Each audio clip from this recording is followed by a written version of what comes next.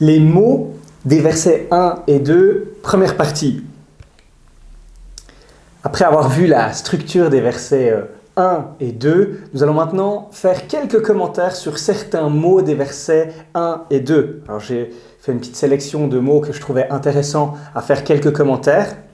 Donc nous allons traiter 9 mots ensemble.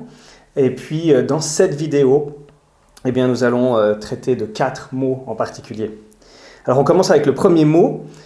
Le premier mot qui est gnorizo. Et puis c'est le tout premier mot en grec. Et il est traduit par la Nouvelle Bible Second de la manière suivante, par « je vous confirme ». Donc ce premier mot, il n'est pas si facile à traduire que cela. Parce que la traduction Darby va avoir « je vous fais savoir ».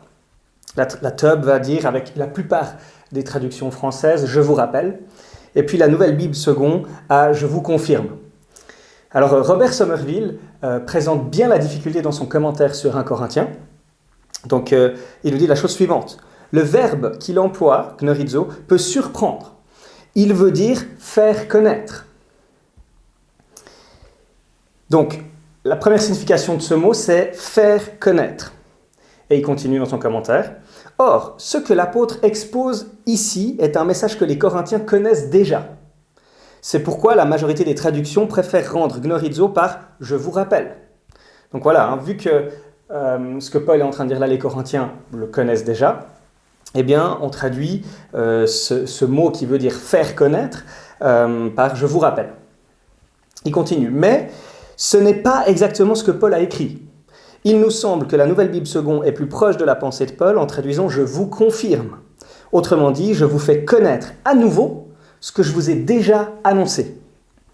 Donc voilà, l'idée, c'est vraiment que ce mot, il est là, c'est « je vous confirme ». Alors, plusieurs commentateurs pensent que c'est une petite pique de la part de l'apôtre Paul à l'encontre des Corinthiens. Parmi les Corinthiens, il y a ceux qui s'efforcent, qui se prenaient pour les forts, probablement les riches, ou ceux qui avaient une importance socio-économique dans l'Église, et bien ils étaient assez fiers de leur connaissance. Plusieurs fois, ça revient dans l'épître aux Corinthiens. Et puis, ce serait peut-être un pic que Paul lance en disant en fait que votre connaissance elle n'est pas si grande que cela puisque je dois à nouveau vous faire connaître l'évangile comme si il ne l'avait pas compris en guillemets la première fois.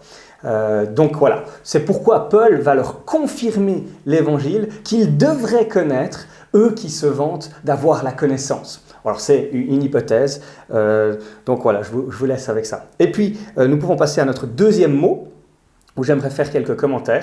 Le deuxième mot porte sur comment traduire au mieux mes frères.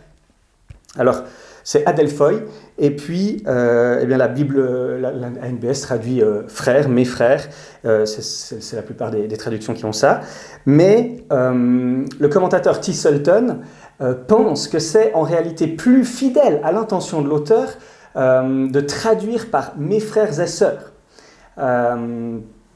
Même si cela rajoute à l'original. Alors, on va écouter son argumentaire voilà, je pense qu'il a raison ici. Voilà ce qu'il nous dit. Il est difficile de savoir comment traduire au mieux adelphoi, car l'ajout de « et sœur » ajoute au texte ce qu'il ne dit pas explicitement.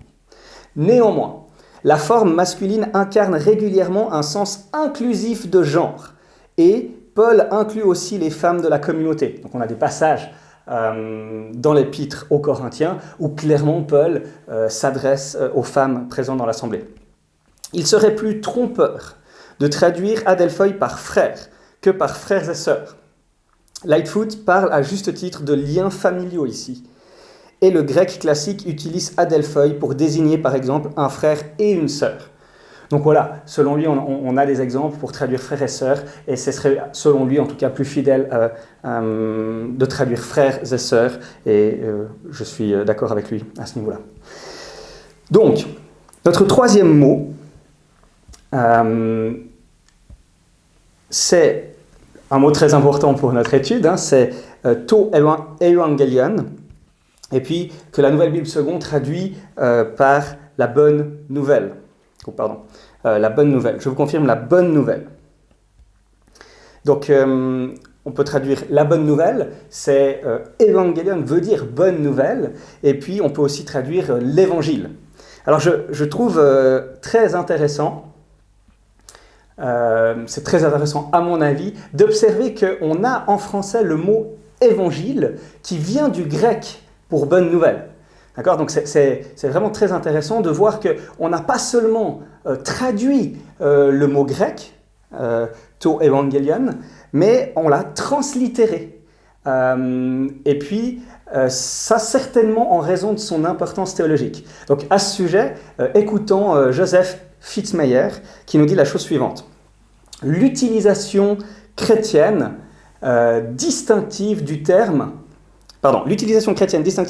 est visible lorsque l'on considère que le grec evangelion n'a pas été traduit en latin par nuntius bonus, comme il l'aurait pu l'être. Donc, on aurait pu traduire evangelion par bonne nouvelle en latin, mais on ne l'a pas fait parce qu'il a été simplement transcrit par evangelium, en raison du contenu religieux distinctif qu'il véhiculait. Après être entré en latin sous le nom d'Evangelium, il s'est répandu dans les langues romanes sous les noms d'évangile, Vangelo, Evangelio. Donc je trouve assez intéressant ce fait à observer que, on a à la fois cet élément de bonne nouvelle, hein, c'est ce que ça veut dire, mais on a gardé l'équivalent, on n'a pas seulement traduit le mot grec, mais on l'a translittéré, et je pense que c'est un fait intéressant à noter pour nous. Et pourquoi on a fait ça ? C'est très certainement, comme il le dit, en raison de son importance théologique. Ce terme a une grande importance théologique. Alors, quelques mots encore sur le mot évangile.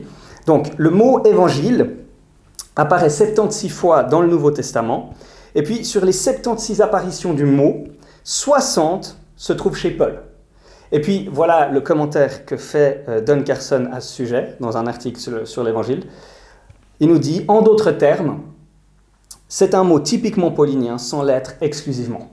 Alors, dans d'autres vidéos, on va passer beaucoup de temps à étudier ce mot, le mot évangile, parce que c'est important pour notre sujet, évidemment. Donc, on va prendre beaucoup de temps, et puis il y aura plusieurs vidéos sur le mot évangile. Donc, maintenant, ici, je ne vais pas en dire plus. Donc, voilà, nous pouvons passer à notre quatrième mot. Et puis, donc, ce quatrième mot est evangelizamen. Bon, désolé, hein, c'est pas mon fort, le grec. Donc, qui est traduit ici par annoncer. Donc, je vous confirme, mes frères, la bonne nouvelle que je vous ai annoncée. Alors, notez directement que ce mot est très proche de évangelion. Ce mot est très proche de évangelion. Et puis, on a, comme on le verra après, l'équivalent entre l'évangile et puis évangéliser. C'est un peu la même chose en grec. Paul utilise principalement deux verbes en grec pour décrire l'activité de prêcher, d'annoncer, de proclamer.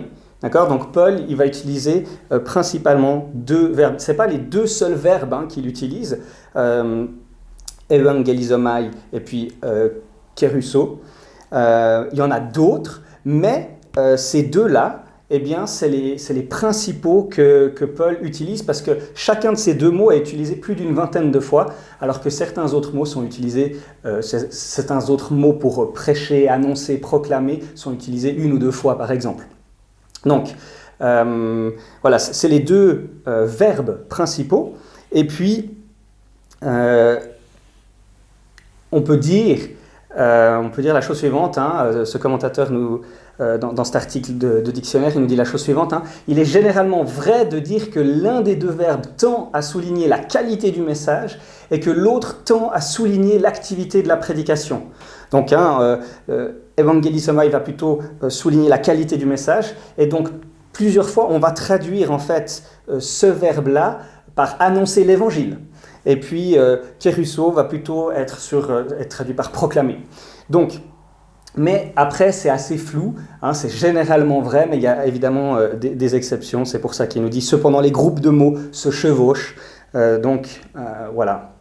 Donc, dans notre passage, le mot est mieux traduit par annoncer, prêcher ou proclamer, mais dans plein d'autres passages, dans plein d'autres versets, ce verbe sera traduit par annoncer l'évangile, proclamer la bonne nouvelle. Donc voilà, en grec comme en français, on retrouve en partie le nom évangile dans le verbe évangéliser. Donc on pourrait littéralement traduire par évangéliser, c'est plutôt traduit par annoncer l'évangile, parce que c'est vraiment l'accent sur cette idée d'annoncer, de prêcher. Donc voilà un petit peu pour ce mot, ce verbe évangéliser, et puis qui a évidemment en grec différentes déclinaisons. Et puis je vous propose de terminer, pour finir sur ce verbe évangéliser, écoutons ce que Gerhard Friedrich nous dit dans son fameux article sur l'évangile qu'on trouve dans le dictionnaire de théologie du Nouveau Testament. Là, j'ai traduit de la version anglaise. Voilà ce qu'il nous dit. Évangéliser n'est pas seulement le fait de parler et de prêcher, c'est la proclamation avec une pleine autorité et puissance. Les signes et les prodiges accompagnent le message évangélique. Ils vont de pair, car la parole est puissante et efficace. Dès lors, évangéliser consiste à offrir le salut. C'est la proclamation puissante de la bonne nouvelle, la transmission du salut. Vous voyez, alors, si on observe ce verbe évangéliser, eh bien, on voit que quand Paul prêche ce verbe, c'est pas juste donner des informations, c'est proclamer avec autorité et avec puissance. Pourquoi avec puissance? Parce qu'on voit dans les actes que quand les apôtres évangélisent, proclament l'évangile, eh bien, il y a des miracles qui s'opèrent, et puis aussi, surtout, ce message, il n'est pas annoncé en parole seulement, mais en puissance. Les vies sont transformées. Et donc, c'est pas seulement des hommes qui parlent, mais quand les hommes proclament ce message, c'est Dieu qui parle au travers de ces hommes, et puis qui accomplit son œuvre au travers de l'évangile, parce que l'évangile, c'est la puissance de Dieu pour le salut de quiconque croit.